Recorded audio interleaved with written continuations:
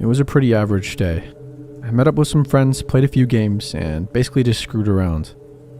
My girlfriend and I had made plans to go see a movie that night, which was the weekly norm for us.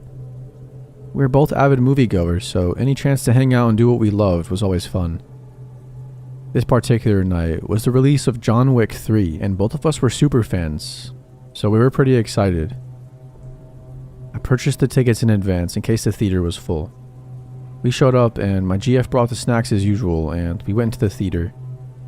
It was decently crowded as expected on an opening night. We went and found seats in the back in case things became a little dull and we decided to enjoy each other's company per se, but we were surprised to find a thin, sickly looking man sitting further down the row. We didn't take notice of him for a while as he just seemed normal and we tried to enjoy the movie. About halfway through, I needed to use the restroom and I excused myself and told my girlfriend I'd be back in a few minutes. As I walked down the stairs, I noticed on the opposite side of the room that he was making his way down the stairs as well. Again, this didn't strike me as odd. I like to give people the benefit of the doubt, and I just assumed he needed to use the restroom too, or maybe get popcorn or something. I went into the bathroom and did my business, but as I walked out, I noticed him waiting at the exit. As I passed by, I heard him say, "Your friend is pretty. Can I have her?" I did a double take and said, what? He made eye contact and replied, "You know, she's beautiful, so how much do you want for her?" I very forcefully told him that she was not for sale and not property, then told him to stay far away from us or that I would call the police. He told me that he would wait near the exit just in case I changed my mind. I returned back to my seat, but my girlfriend could immediately tell something was wrong based off the way I looked. I told her that the guy who sat near us earlier was just being creepy, but I didn't tell her what he said because I didn't want to upset her. The movie ended, and as we got up, I remembered what the creep had said about waiting near the exit. I asked one of the staff members if they had seen the guy wandering around based off my description, but they hadn't. My girlfriend then knew something was up, so I told her about what he had said. We both decided that it was best to just try to get to my car, so we made our way out of a side exit to the parking lot. About halfway to our car, I heard a voice yell, "Hey, wait up." I glanced around and saw the same man running at us, and he had something in his hands, but I couldn't quite make out what it was. I told my girlfriend to run and we both sprinted for the car. I unlocked it and we hopped in. The guy caught up and tried to force his way in, but by that time I'd already locked the car. My girlfriend had already started dialing the police and I started to back my way out of the parking lot. We drove for a minute before hearing police sirens. 2 squad cars pulled up and one went into the direction of the man as another officer stopped to talk with us, more about the situation and what happened. The guy was eventually caught and he was holding a screwdriver and even admitted to the officer that he planned on attacking me and my girlfriend. The night was a huge wake-up call to us both and we saw that the world isn't all perfect. Today I decided to take my 2 children, 5 and 8, to go see a Sunday Manatee at the movie theater. Secret Life of Pets 2 is nearly out of theater, so we decided that would be our best bet to beat the crowds. We went to the 11:55 a.m. showing and stepped in a bit late to find out that we had the theater all to ourselves, and my little kids were thrilled. I allowed them to dance around if we were alone in the theater. If others are present, they have to be on their good behavior and stay seated and quiet. Since the movie is older, it was in a room in the very back of the building, far away from anyone or other rooms. The previews were still rolling when a man, I would say in his late 50s, stepped into the room. He immediately started looking my way as he walked to the row behind me and proceeded to sit down directly behind me. Literally the seat and row right behind mine when the entire theater was empty. Now I know adults can sometimes want to go to a children's movie alone. I realize that alone doesn't make him creepy. However, my gut instinct was, this is very bizarre. Toy Story or Lion King, sure, I could understand him being there. This is a very obscure movie and it's a sequel. And beyond that, why would anyone sit right behind me knowing it might look odd that they are even present at this movie in the morning on a Sunday? I immediately got up. I'm about 6 feet tall and I'll admit I want him to see that I'm no easy target. I moved to the other side of my children and turned so I was facing him. He looked pretty uncomfortable since entering the theater and was very fidgety. His foot was tapping and I quickly snapped a picture of my kids with the camera focused in on him. I moved my daughter to my lap so she was out of his reach and was racking my brain on my next move. We were in the very back of this building with the sound blasting and had 2 small children with me, alone in a huge room with only one door leading out with this stranger. This guy was obviously a creep. You could just tell by his behavior and body language. I thought about complaining to management, but what was I even going to say? I mean, technically he has every right to be there, so I just kept my eyes on him. The movie started and he watched for a moment, glancing my way and at the screen repeatedly, with his legs still bouncing nervously. I started to form an exit plan in my mind. A minute or 2 into the film and he got up and hurriedly raced towards the door. I waited a few, hoping he wouldn't return, and he didn't. I'm sure I was making him uncomfortable. All I could think was, why would he sit directly behind me in this huge theater room? I wasn't even in the center of the theater, and my placement with the kids was very random and not an ideal spot to sit. He could have grabbed me from behind and ran with my kids. He could have been a pervert who wanted to take care of himself while watching my children and I. He never returned, but I'll never forget how he looked. As we left, I stopped by the desk to speak with the manager and another employee. The first thing they said after I showed them his picture, and pausing, was, there were only 3 tickets sold to this movie, and we don't recognize him as someone who was at one of the other movies either. Those 3 tickets were for me and my children. The theater complex was completely dead. He had to walk by literally every other movie in this huge movie complex to get to the room this one was in. It was late morning and literally most of the other movies all started at this time. Trust your instincts. Even if you offend someone, I've learned the hard way you have to go with your gut. I don't know what could have happened today, and I still have chills thinking about it. It could have been someone movie hopping, but many other films started at that exact time. His seat choice and nervousness tell me otherwise. A few years ago, I had to travel to another town alone. When I arrived, I checked myself in the hotel and went on with my business. Later in the evening, I was free.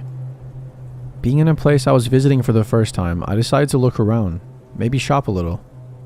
Staying in the hotel room seemed so boring. I went to a mall, and since I had nothing better to do, I decided to see a movie at the cinema there. I checked what movies were showing at the time and chose one which started in about a half an hour. After I bought a ticket, I had to kill time, so I got an ice cream and sat at a table in the common place. At one of the other tables, a guy was sitting. I didn't pay attention to him, and I went on eating my ice cream. Suddenly, this guy starts talking to me. It was something about my beautiful eyes, and he was just flirting with me. I thanked him and continued to mind my own business. He offered me to join him at his table, but I politely refused. I thought the conversation was over now, but it seems like he was nowhere near such thought. He continued talking to me like we were old friends. I tried to ignore him at first, but I felt like it wasn't right of me and I should be more polite. Big mistake. He started asking me all kinds of questions, and I was dumb enough to answer him. I told him that I was not from here. He said he's also just visiting this town, which, now when I think about it, sounds like a lie to make me feel more related to him. He said he saw me looking at the movie posters and asked me what movie I was going to watch. Of course, silly me, I told him. I didn't really think it would do any harm. But soon enough, his questions started to bother me more and more. I finished my ice cream as fast as I could, and I made some excuse and left. There was still a lot of time until the movie started, so I decided to linger in the shops, hoping that the guy will finish his meal and leave before I get back. When I returned, there was no trace of him. Relieved, I went in front of the cinema, waiting the last couple of minutes before they opened the entrance. Just when they opened and people started getting in, guess who came out of nowhere? This creepy guy. He immediately attached himself to me and started talking casually about the movie that we were about to watch. I was already extremely uncomfortable, but I cannot forbid someone to watch a movie. Technically, he didn't do anything wrong, even if he clearly bought the ticket, just because I told him I'm going to watch it. We entered, with him following me, and as I started looking for my seat, eager to get rid of him, he said something which made me shiver. He casually pointed toward a row and said, "Hey, here's our seats." My seat number was exactly where he was showing me. I never mentioned it to him. He not only bought the ticket for the same movie, but he also asked which one was my seat and took the adjacent seat. I have no idea why the cashier would give him that information, Maybe he lied to her that he's my friend or even boyfriend. I froze at the beginning of the row and calmly said, "Go ahead." He continued towards the seats, but I didn't follow him. I sat right there at the very last seat of the row, close to the exit. There were not many people in the cinema, so there was a small chance that I took someone else's place. Luckily, he didn't move. Maybe he finally realized that it's not going to happen. At the end of the movie, I bolted out of there, scared that he might follow me. I haven't seen him ever since. Back in high school, my friends and I would love to go to our local movie theater that was situated inside of our shopping mall. We usually traveled in big groups, but this time it was only my friend Alex and I. We picked a late night showing of some obscure movie. I can't recall the name because this happened years ago, but we arrived on time and found our seats. Since the showing was so late and it wasn't a box office hit, the theater was pretty empty. We situated ourselves in the middle where we could get a perfect view of the screen. Strangely enough, a couple that arrived late decided to sit in our row, with only 2 seats between us and them. My friend and I exchanged confused looks and then we just shrugged it off, figuring it was solely because we had prime viewing seats. As the theater got dark, things got a little bit weird. The woman of the pair kept looking over at us every few minutes. The first few times, I figured she was just a nervous person and maybe adjusting to her surroundings. Yet maybe an hour into the movie, she just kept the pattern up. She wasn't even discreet with her staring because she turned her head completely towards us.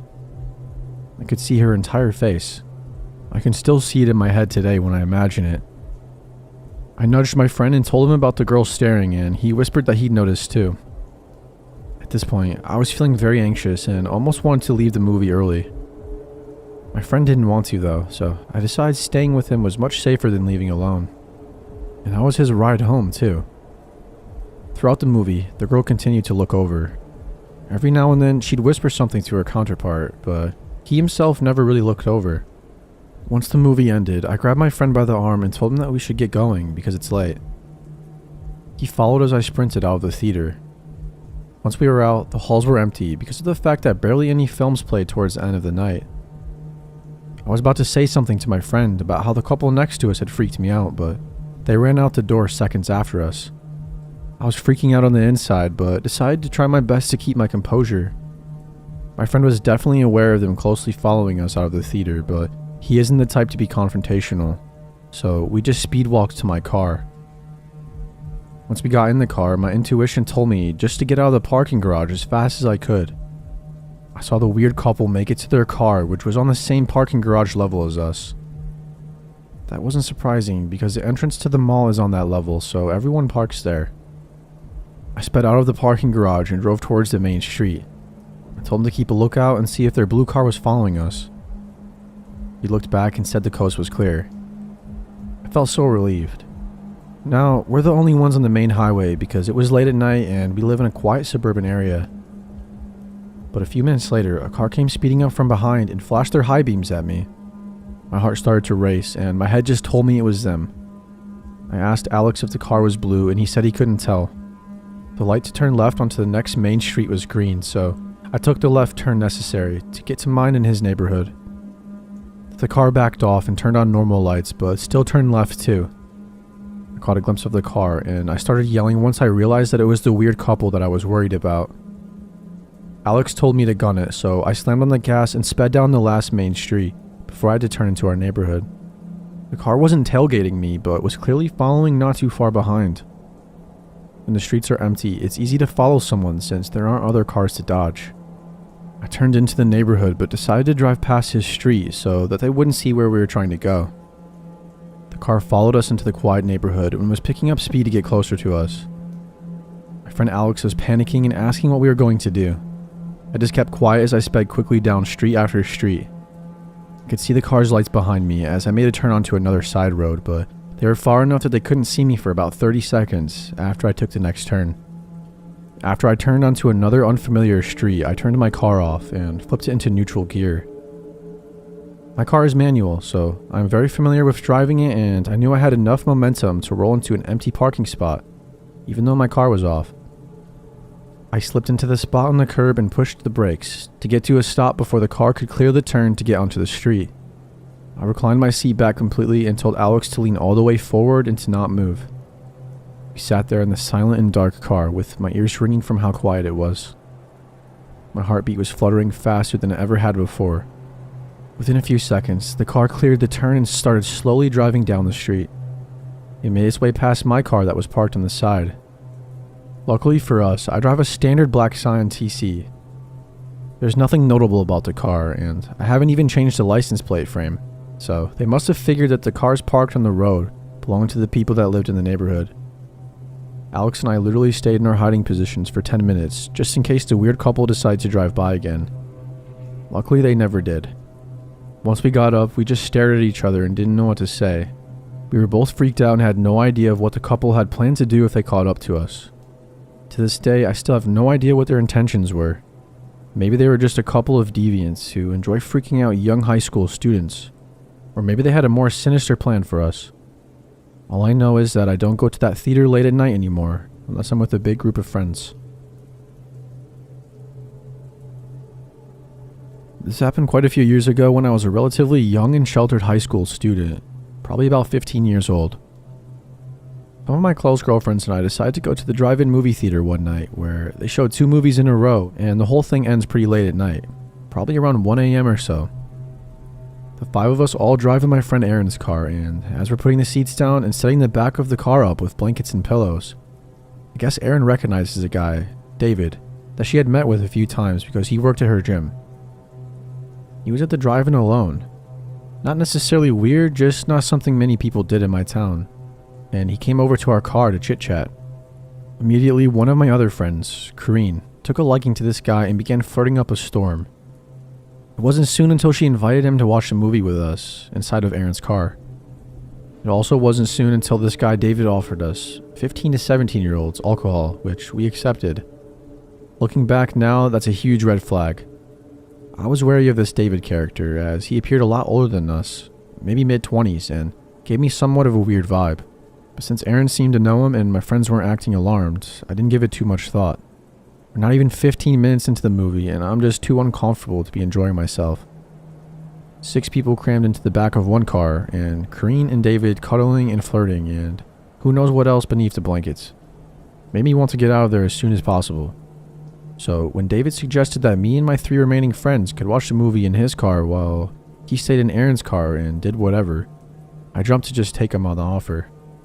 David's car was a small sedan with little room, so we had to sit in the seats normally as if we were about to ride in the car. Although I was a little uncomfortable sitting in the driver's seat with the steering wheel between me and the screen, I was glad to finally have some personal space. But that all changed when I dropped my phone and it landed somewhere underneath the driver's seat. While blindly reaching underneath to find my phone, I grabbed onto a hard object that I realized was a lot heavier than my phone, and I began to lift it up. To my complete and utter surprise, I realized it was a gun. I'd never seen a real-life gun before at that point in my life, so it could have been fake or a BB gun or whatever else, but it looked real, felt real, and was hidden underneath the driver's seat for easy access.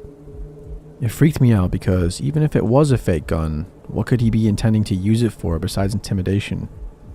For whatever reasons, my friends didn't find this as startling as I did, and they managed to calm me down and concluded the best thing to do was to just put it back underneath the seat where I found it.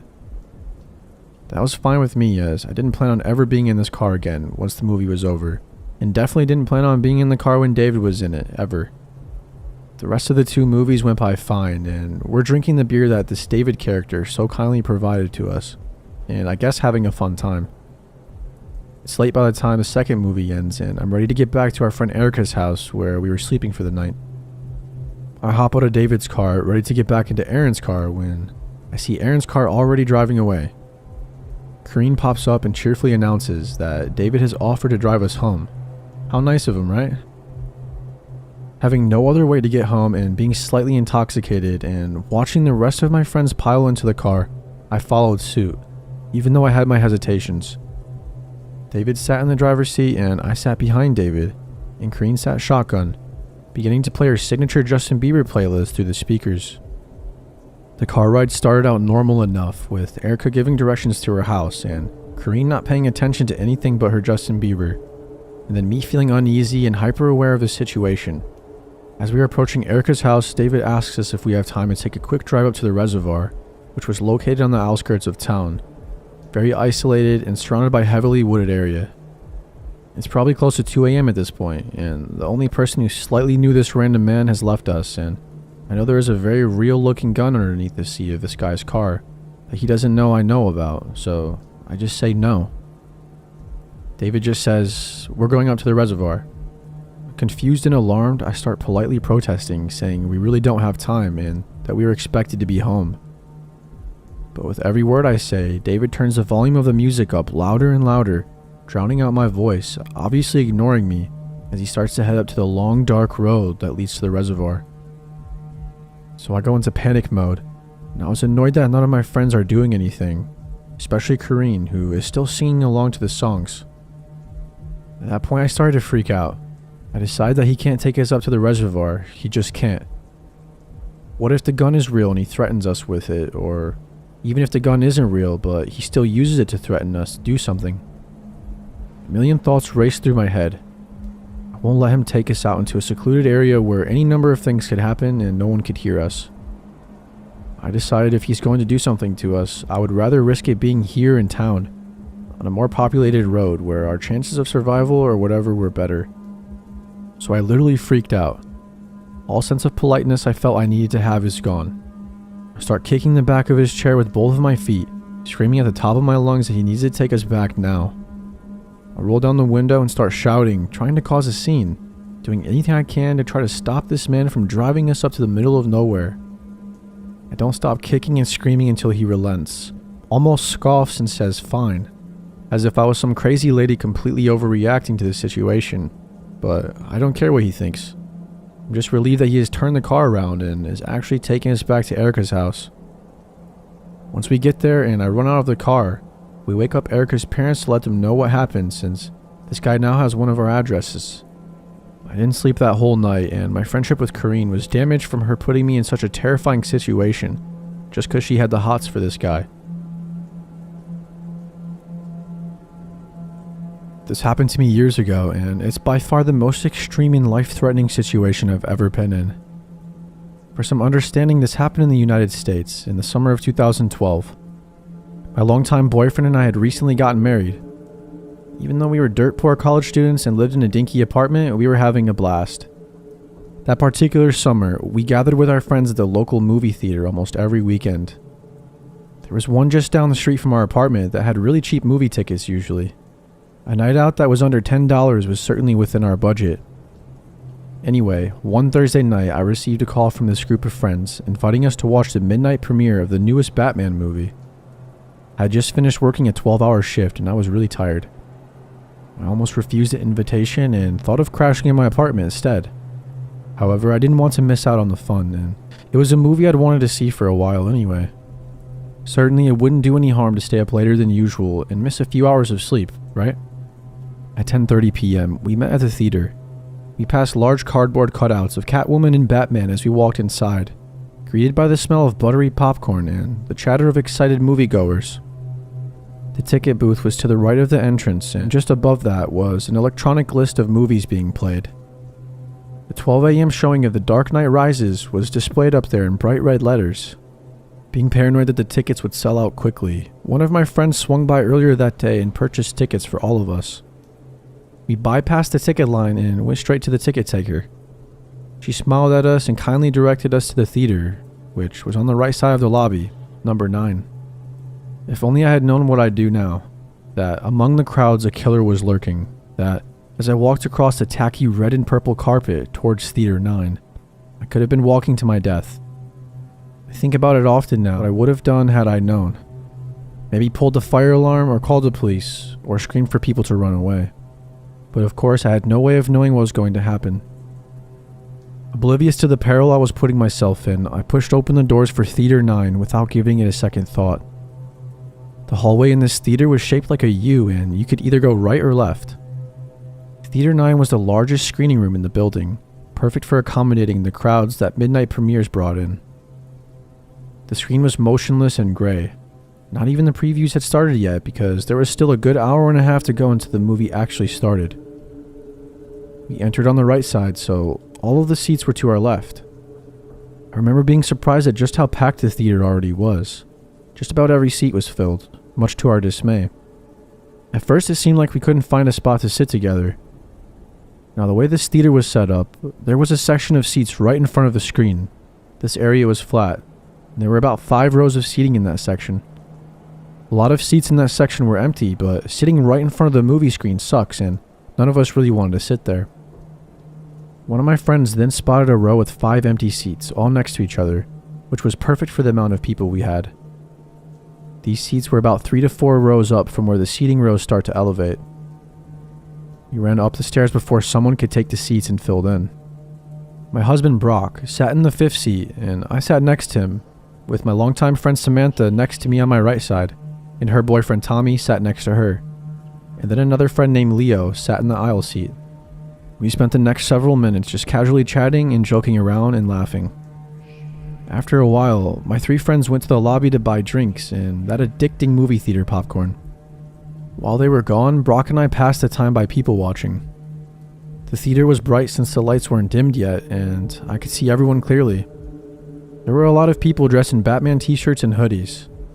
One person even had a mask and one of those shirts with an attached cape. There were a lot of kids in attendance as well, which wasn't surprising because even though it was a Thursday night, it was summer vacation, so that meant no school the next day. Of all the people I saw, the person I will never forget was this little girl sitting in the same row, a few chairs away. She was adorable and blonde with blue eyes, and passed us several times on her way to the lobby, each time coming back with various snacks and popcorn. Overall, people seemed very excited to see the movie, and the room was filled with energy and laughter. After what seemed like an eternity of waiting, the lights started to dim and the previews began. Just like every movie I've seen before, a quick animation flashed across the screen, reminding us to get refreshments from the lobby. We were already devouring that popcorn like ravenous animals, to silence our cell phones and to make sure we know where the emergency exits are. The animation had this ugly CGI cat in a tuxedo that was sitting in a movie theater. I casually glanced at the bright green emergency exit signs that were on the left and right sides of the movie screen. I didn't think much of the reminder like usual. After that, I only remember one preview for The Man of Steel. The others I'm not so sure what they were about. When the movie started, the theater erupted into cheering and clapping. Then the title of the movie, The Dark Knight Rises, exploded onto the screen. This was followed by a short scene where Bane is hijacking a plane. I thought that scene was pretty cool and it caught my interest right away. Only when the movie started to get a little less interesting did I remember just how tired I was. I decided I would close my eyes at the more boring parts to get a little bit of rest. I had been awake for about 20 hours at that point, so I was rightfully sleepy. My eyes were closed for most of the duration of Batman and Catwoman's encounter. I don't really remember what was going on in that part of the movie. Perhaps some of you have seen it and know what I'm talking about. Anyway, when I opened my eyes again, Bruce Wayne was on his computer digging up information on Catwoman. This is the last scene I saw, and I never got to watch the rest of the movie. All of a sudden, a loud bang erupted from the left side of the theater. I sort of screamed like a little kid because it startled me. A strange smell started to fill the auditorium. It was like the smell of a firework, so I thought it was a cherry bomb or something similar. Had someone thrown fireworks into the crowd as a prank? But then, down near the right side of the movie screen, the dark silhouette of a person caught my attention. They were just a black frame against the bright movie screen. A series of flashing lights was coming from this person. It was a weird moment where time literally slowed down and everything went strangely quiet. I was completely frozen, unable to move and really unable to think at all. It was like my brain had stopped working entirely. Brock caught on immediately to what was happening and he grabbed me. He pulled me to the ground and laid on top of me, shielding me with his own body. At this point, time and sound returned to me. I could hear the gunshots ringing out across the theater. People were screaming. The movie was still playing on top of it all, creating a chaotic explosion of sound. But I realized the flashing lights I had seen were bullets flying out of a gun barrel. An instant sensation of adrenaline flooded my body. There was absolutely nothing I could do except lay there and hope to God that the bullets I heard ripping through the sheets and walls wouldn't go through me too. At one point, a shrapnel hit my head, cutting off a good chunk of my hair, and as I reached for the spot to make sure it wasn't bleeding, hot pieces of metal fell into my hand. I was lying face up, so I could see everything that was happening. The lights from a still playing movie danced across the ceiling and walls. My friends were on the floor with me. Our unfinished bucket of popcorn was spilled all across the floor, and Leo had his legs sticking out into the aisle because there wasn't enough room for him to hide completely behind the seats. At some point, Samantha's water bottle, which had been in the cup holder between our seats, exploded. Water splashed all over my face from it. The smell of gun smoke was overwhelming. Riot-grade tear gas made me cry and caused me to cough uncontrollably. There was another smell too. The horrible metallic smell of blood that I'll never forget. I remember my lower body feeling wet all of a sudden. For some reason, I thought this came from the leaking water bottle, but I soon realized this wasn't the case. All of a sudden, things went strangely quiet. The bullets had stopped for some reason. Tommy shouted, "Let's get out of here." We took advantage of the opportunity and made a run for it. We ran down the stairs across the front of the screen towards a bright green exit sign. We crawled into a small closet-like space where the door was. It was so dark, we had a hard time finding it. We were screaming and slamming on the walls to find the door, blinded by tear gas and dumbfounded by shock. Then, finally, my hands felt the metal door handle and I pushed against it with all my strength. The door flew open and the light of a nearby street light flooded our eyes. We pushed against the door so hard that we all fell over onto the concrete. At some point, Samantha lost her pink flip-flops just outside this doorway. As I scrambled to my feet and literally ran for my life, I realized my legs were red, absolutely soaked with blood. It was like I dipped my legs in a bathtub full of it. I checked my body all over and realized I wasn't injured at all. So where had this blood come from? I looked behind me and realized that the blood was my husband's. He had been shot in the leg. A massive gaping hole had ripped through the lower half of Brock's right leg. His foot was barely hanging on and dangled lifelessly. Leo and a young man I didn't recognize were carrying Brock because after falling outside the door, he lost all of his strength and he couldn't walk. I was completely shocked. Had no idea that he had been injured, especially since he was right behind me the whole time and managed to escape the theater all by himself. How he did it on one foot, I'll never know. At this point, I screamed. My scream was so loud that it alerted nearby construction workers. At the back of the theater, there was a narrow parking lot, followed by grass, and then the street beyond that. The construction workers were doing road repair on the street, but as soon as they heard my scream and saw us running, they stopped working and watched what was going on. I'm not sure why this is such a vivid part of my memory. Anyway, they carried Brock along the back sidewalk all the way to the end, where the corner of the building is. This was quite a distance, several dozen feet. My husband then collapsed from exhaustion and pain, saying he couldn't move anymore. He lied down and a puddle of blood started to form beneath him. I looked back and realized we had left a trail of blood leading from the door all the way to our current position. I was trembling. I knelt beside Brock and glanced around to see who else was injured. Tommy had also been shot in the knee and the hip and was further away in the parking lot. The teenager who helped my husband was also injured. His dad and mom were with him, with his mom sitting against the wall and looked like she was going to pass out. She was bleeding from several places. That family escaped at the same time we did. I guess they heard the bullets stop and decided to make a run for it too. We were all lucky because the shooting was still going on inside. I had to take off my shirt and use it to stop the bleeding. I'll never forget how lifeless and limp his leg felt, and I imagine that's what a dead body must feel like. I got blood all over my hands and arms. The police showed up really fast. I'd say we were only outside for a minute or two before the red and blue sirens filled the night and rushed to our location. We were literally a block away from the police station. A female officer stood by us the whole time until paramedics arrived, which took a very long time. Brock was one of the last to be taken to a hospital. He was bleeding out for almost 20 minutes before an ambulance pulled up on the same street with the road work. At this point, he had become almost unresponsive and was on the verge of unconsciousness. Several massive guys rushed across the grass with a stretcher and loaded him onto it, and then ran with him back to the waiting ambulance. I wasn't able to go with him though because there was another injured person in the ambulance and it was just too crowded. I wandered around to the front of the movie theater alone, unsure of where my friends had went. My blood-stained shirt and a pool of blood were left behind on the corner of that sidewalk. Walking through the crowds felt like a dream. I couldn't believe what just happened. People were in hysterics and crying. A lot of people, such as me, were covered in blood, and like me, I'm pretty sure the blood staining their skin and clothes wasn't their own. A lot of people seemed to notice how lonely and dazed I looked, so they kept me company and even offered me a ride to different hospitals to find Brock, because I hadn't been told what hospital he was being taken to. I hung around these people for a while as police swarmed the area and asked us what we saw inside the theater. The whole parking lot was on lockdown and we weren't going to be allowed to leave anytime soon. It was around 2 a.m., so it was very dark outside still, and I was pretty cold, wearing only an undershirt and shorts.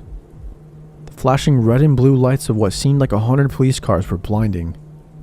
I remember seeing a big police vehicle pull up that said something like Crime Scene Investigation Unit on it. I think that's when it really sank in and hit me. I started to get sick to my stomach and wanted to vomit, but somehow I was able to hold it back. Eventually, police started letting people leave. I jumped into my truck and booked it out of there. I was in such a panic that I didn't even think to go back to my apartment, grab my cell phone, which I had forgotten, and call my parents or someone else to help me. I was angry, upset, and scared, and most of all, still in a state of shock. Was I really going to lose Brock, only a month shy of our first wedding anniversary, because of some psychopath with a gun? Thankfully, by the time dawn rolled around, I found the hospital he was treated in. This was in the next city over, maybe 45 minutes from the theater if you're going the speed limit. I was just so happy to be there, and the hospital staff were also welcoming and understanding. After making sure I wasn't injured as well, they let me wait in the ICU room that Brock would be placed in when he was done recovering from surgery. I was just so happy that he was alive. Brock and Tommy both had survived, though many others weren't so lucky. I found out the following day, after some much-needed sleep on a hospital couch, that 12 people were killed in this shooting and over 70 were injured. I remember they first thought 15 people were killed, but the real number was 12. The little blonde girl sitting in my row did not survive. She died in the theater no more than a few feet away from us. She had been shot multiple times. A heartbroken police officer who cried during his court testimony tried unsuccessfully to save her by carrying her out of the theater and having her sent to a hospital. Tommy was rushed to a different hospital in the back of a police car. He underwent surgery and made a full recovery. The bullet missed his hip bone and narrowly missed his urinary tract and bladder. According to the surgeons, my husband lost almost half of his blood. Brock made it to the hospital just in time. Any later and he probably would have died. He underwent several blood transfusions and was in the hospital for 21 days. The wound to his leg was severe enough that they had to amputate it after trying unsuccessfully to save it. It's been so long since the shooting happened that my husband, friends, and I have been able to recover from it somewhat. The event was pretty horrifying and has left us scarred for sure. I wouldn't consider that part of the story to be creepy though. No, the creepy part is the shooter himself. I later learned much about him from the murder trial that would follow in the coming years. Though my encounter with this man was very brief, he has affected my life greatly. Just to know that people like this exist is just disturbing. He is certainly one twisted individual that I never want to see again. I learned everything I needed to know from watching the televised trial that took place in early 2015. This guy was going to school for neuroscience or something in California. Supposedly he was actually a pretty smart guy. However, for some reason he had an obsession with killing people and had a stalker mentality. After dropping out of his university, he moved to my state and chose my local theater to commit a mass shooting. Before that, he was planning on hiding along remote hiking trails up in the mountains and jumping people, and pulling them into the woods and killing them there, though he never went through with that idea. He stalked my theater for months and had this shooting all planned out for the night of July 20th. Though I never saw him before this, it's unnerving to think that this guy could have been watching us every time we went to the theater, and we would never have known it. We were completely unaware of what he had planned against us. This completely ruined my sense of security because who knows what the stranger next to you is planning on doing to you.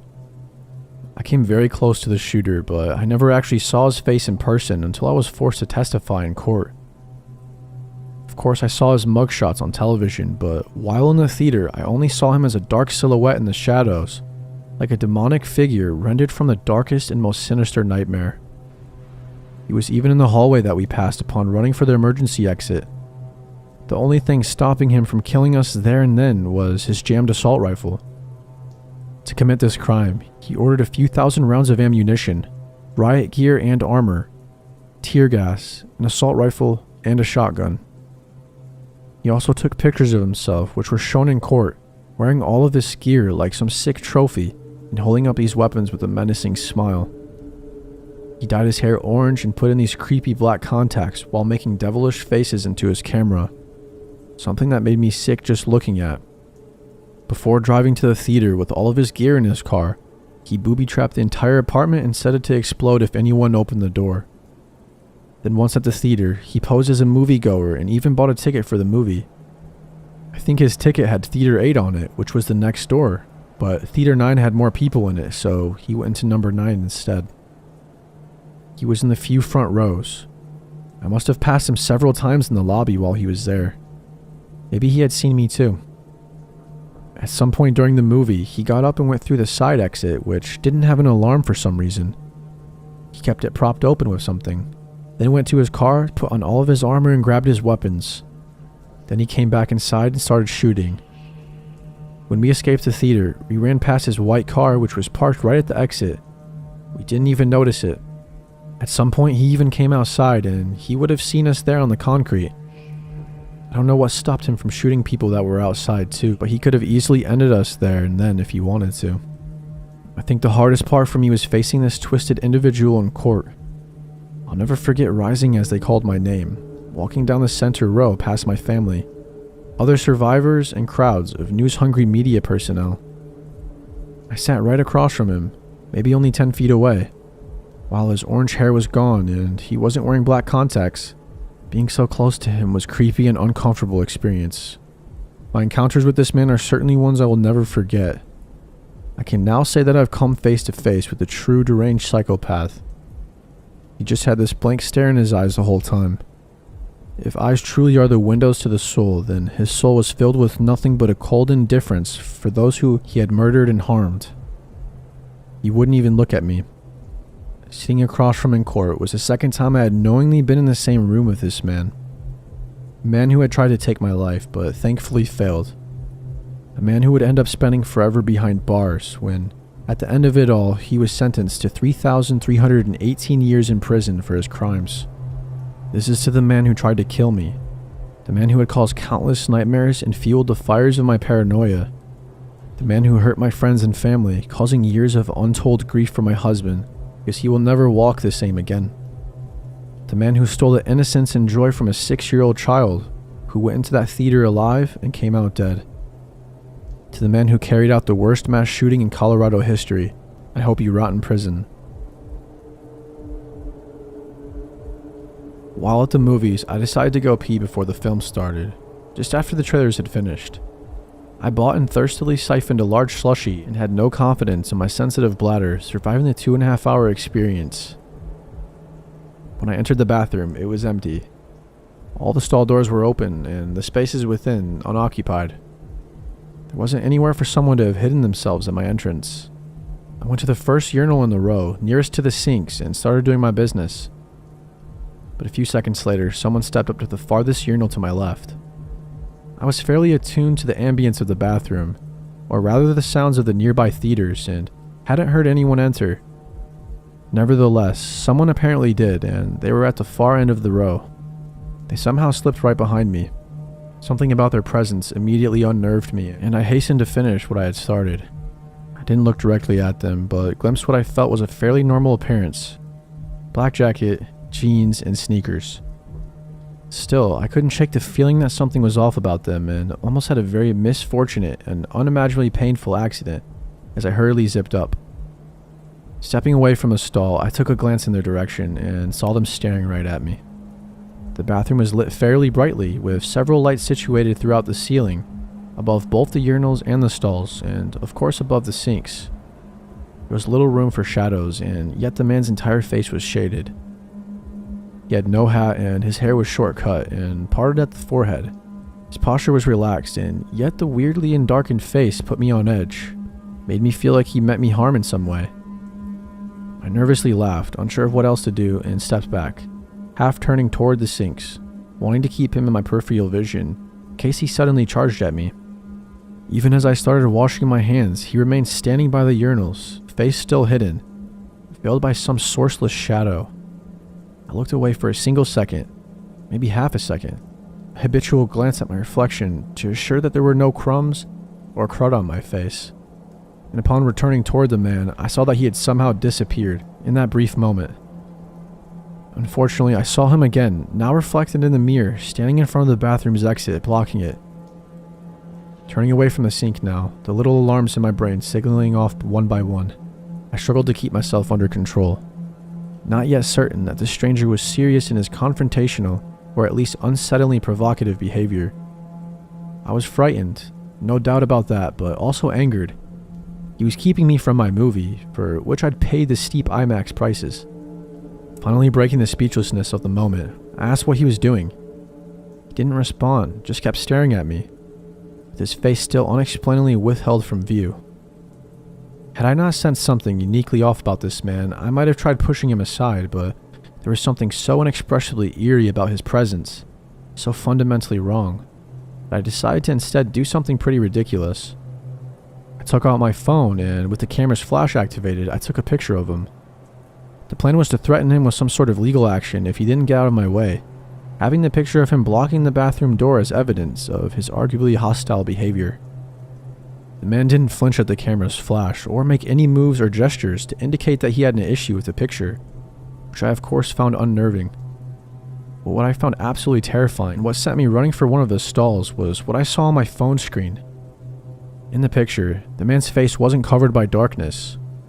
Everything else was dark, and only a shockingly white face showed clearly. Its eyes were two leaking pools of black, which joined with the equally black mouth at the bottom of the chinless face.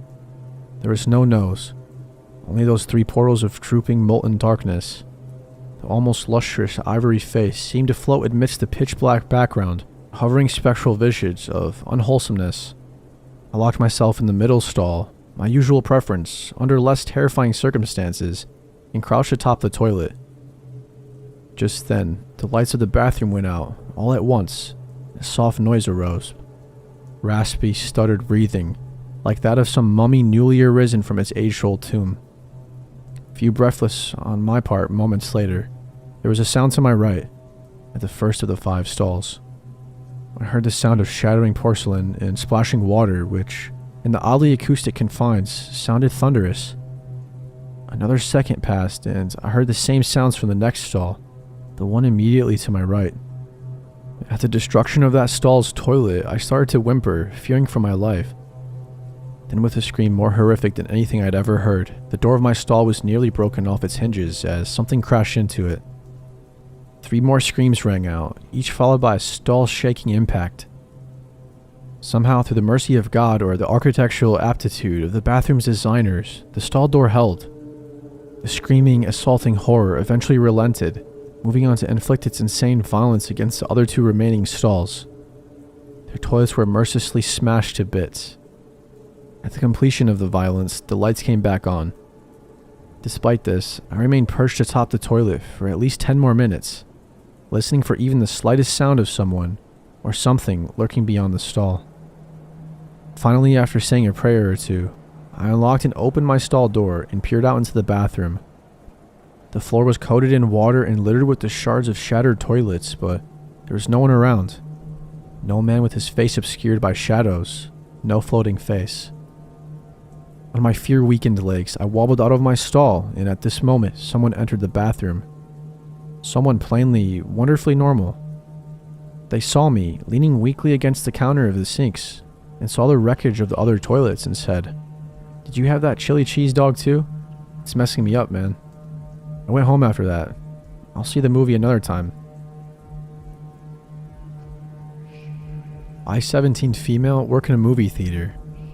I'm usually cashier, but sometimes I have the responsibility of cleaning the theaters. Anyways, one night my boss told me that I would be responsible for cleaning because some of the staff went home early. I was a little bit annoyed because I was super tired and the time was already 12:34 a.m., but I needed the money and I only needed to clean 3 theaters. I packed up my cleaning supplies and made my way to Theater 12. I opened the door and started sweeping up all of the popcorn and then wiping the seats. I then threw away all of the empty cups, and after 15 minutes or so I was done. I packed up my supplies and started walking towards Theater 16. I cleaned up all the spills and popcorn grease that was on the seats. After 20 minutes, I was done cleaning that one. I then walked to Theater 4 and I opened the door and started sweeping up the popcorn on the floor. But as I was sweeping, I heard a giggling sound. Right when I looked up, the giggling stopped. I looked around but I didn't see anyone. I then yelled, "Is anyone in here?" But no one answered, so I yelled, "No one is supposed to be here." I was getting annoyed, but I decided to forget about it and started wiping the seats in the first row. After a few seconds, I heard the same giggling sound. I stood there and listened. At this point, I was just getting pissed off. The giggling slowly started turning into cackling. I was creeped out, but I was also mad. I had to yell out in an angry voice, "Who's there?" But I got no response. I started walking up the stairs, and as I was walking up, the sound got louder and louder. I was getting more and more scared. I started thinking of the worst. I was no longer mad because all the anger was replaced with fear. Right when I got to the 10th row, the cackling stopped. I was super freaked out. I held my breath so I wouldn't make any noise. Then I started to turn around because I was really scared and wanted to just get out of that theater. But right when I turned around, I heard the laughing again. I turned back around and looked up the stairs, but I still couldn't see anyone or anything. It was just too dark. I started walking back up the stairs. Eventually, I made it to the last row, which was the 16th. There was a small gap behind the seats and the wall, maybe about a foot gap. The cackling was so loud at this point and obnoxious. I turned my head to look into the gap. It was dark, but I could still see the face of a creepy guy. He was crouched down and staring up at me, and he had a big smile on his face. Right when we made eye contact, he stopped laughing. He raised his finger to his lip and whispered, "Shh." After that, he said loudly, "Boo." Right when he said this, I actually screamed. I turned around and ran down the stairs, and he tried to grab me, but luckily he missed. He chased me down the stairs and was screaming the whole time. I eventually made it to the big wooden doors, and I opened them and closed them in his face. I ran to one of the employees and told him about the man. My coworker called the police. A few minutes later, the police arrived and went into the theater. 5 minutes later, the cops came out with a man in handcuffs. The man was still cackling and screaming. He was wearing dirty clothes and had greasy long hair. I quit the job a few weeks later. I still have nightmares about this guy, and I'm just glad that I escaped him.